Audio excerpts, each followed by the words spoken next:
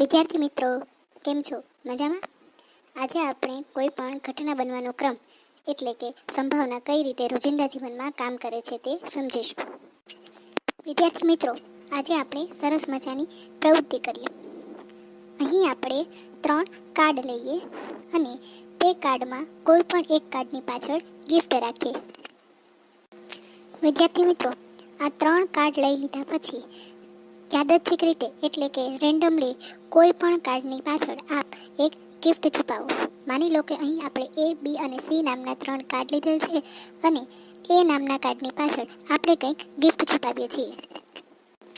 હવે આપણે કોઈ એક બીજા વ્યક્તિને આમાંથી કાર્ડ પસંદ કરવાનું કહીએ કે જેને ખબર નથી કે આ 3 કાર્ડમાંથી કયા કાર્ડની પાછળ ગિફ્ટ રાખેલ છે. વિદ્યાર્થી મિત્ર, તે વ્યક્તિએ 3 કાર્ડમાંથી આ A નામનું કાર્ડ પસંદ કરેલ છે. હવે તેની સરળતા ખાતર આ 3 કાર્ડમાંથી કોઈ પણ એક કાર્ડ આપણે હટાવી લઈએ.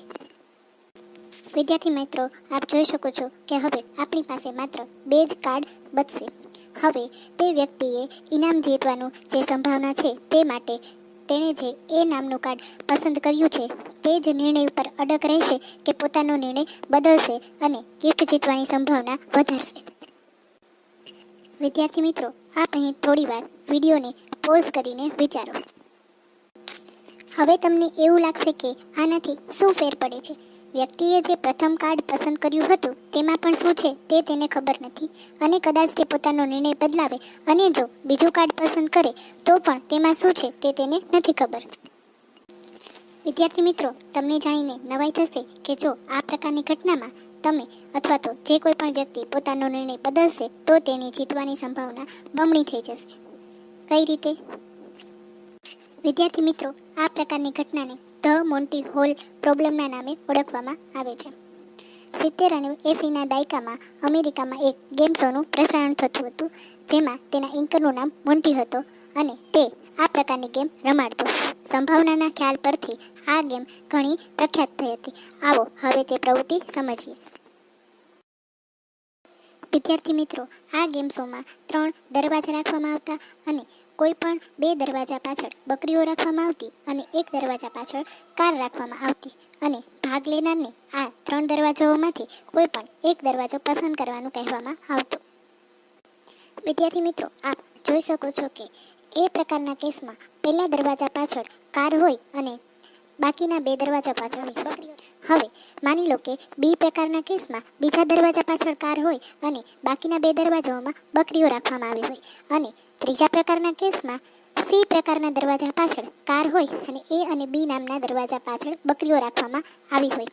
હવે આ પ્રકારના બધા કેસમાં કોઈ પણ વ્યક્તિ દ્વારા દરવાજો પસંદ કરવાની શક્યતાઓ હંમેશા સરખી હશે કારણ કે તેમને ખબર નથી કે કયા દરવાજા પાછળ કાર આવેલી છે.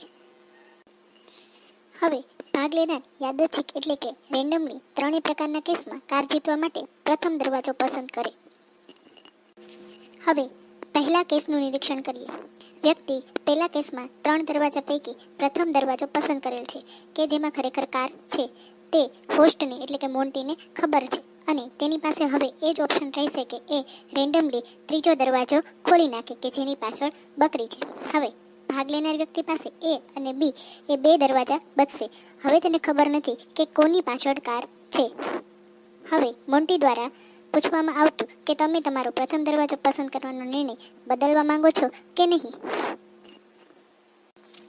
જો ભાગ લેનાર વ્યક્તિ પોતાનો નિર્ણય બદલશે તો તે હારી જશે અને નહીં બદલે તો તે જીતી જશે. બીજા કેસનું નિરીક્ષણ કરીએ.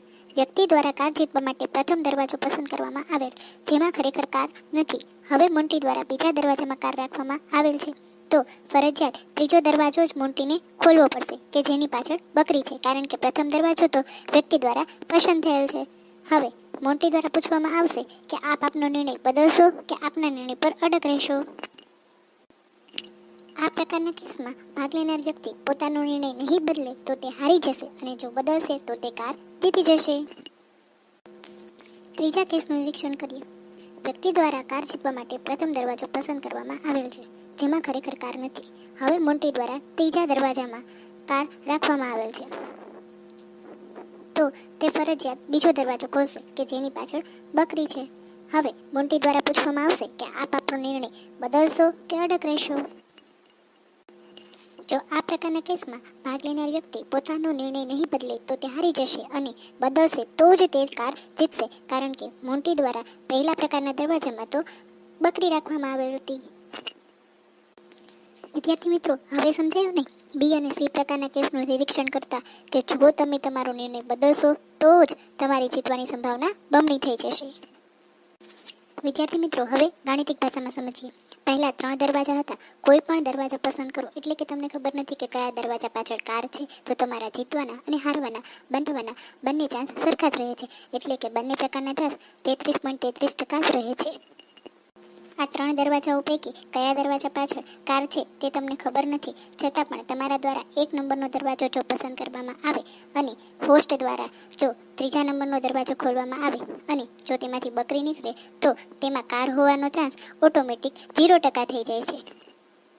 3જો દરવાજો ખોલતા તેની પાછળ બકરી હોય તો કાર ન હોવાનો ચાન્સ 0% થઈ ગયો અને તેના 33.33% એટલે કે 1/3 ભાગની પ્રોબેબિલિટી સંભાવના ઓટોમેટિક બીજા દરવાજામાં ઉમેરાઈ જાય છે.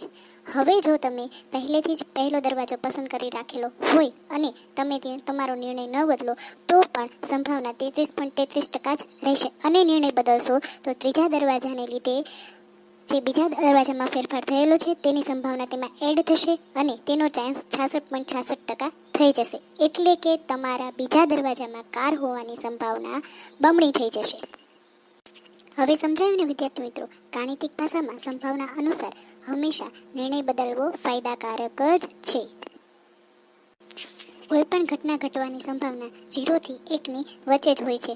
હવે આ જે પ્રવૃત્તિઓ બતાવવામાં આવી તે આપ વારંવાર દોહરાવો અને જો તેને ગ્રાફિક ભાષામાં આ રીતે દર્શાવો તો આપ જોઈ શકો છો કે નિર્ણય બદલવો હંમેશા ઉપરની દિશા તરફ જાય છે. એટલે કે નિર્ણય બદલવાથી જીતવાના ચાન્સીસ વધી જાય છે.